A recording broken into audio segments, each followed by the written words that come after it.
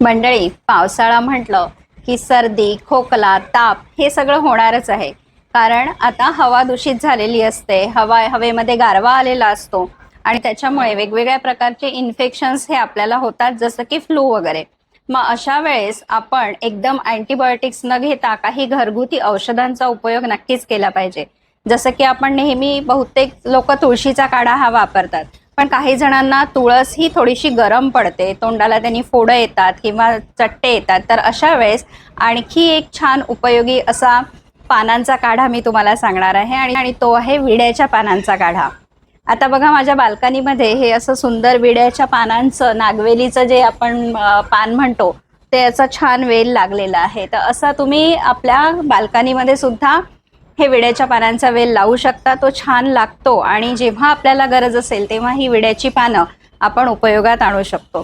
तर त्यासाठी आता आपल्याला काय करायचं आहे की 2 किंवा 3 अशी छोटी असतील तर 2-3 घ्या, मोठे असतील तर 2च घ्या. ही 2 विड्याची पानं, 1 चमचा ज्येष्ठमध पावडर, अर्धा इंच आल्याचा तुकडा, 3-4 मिरे आणि 2 लवंगा, असं हे सगळं साहित्य एकत्र करायचं.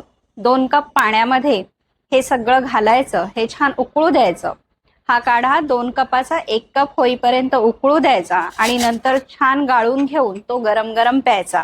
विड्याचं पान जे आहे ते कफ कमी करणारं आहे. तीक्ष्ण उष्ण असं कडू आणि तुरट चवीचं, तिखट चवीचं असं हे विड्याचं पान असतं.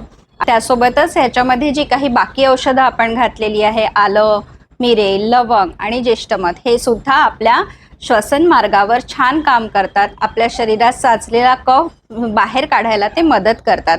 त्यामुळे तुमच्या घशाची खवखव होणं, कोरडा खोकला येणं किंवा कफ लवकर सुटत नाही, छातीमध्ये कफ जमलेला असतो, अशा वेळेस जर तुम्ही हा काढा दिवसातनं 2 वेळा घेतला, सकाळी उपाशी पोटी आणि संध्याकाळी, तर तुम्हाला तुमचा कफ लवकर पातळ होईल, बाहेर पडेल आणि तुमचा खोकला लवकर बरा व्हायला मदत होईल.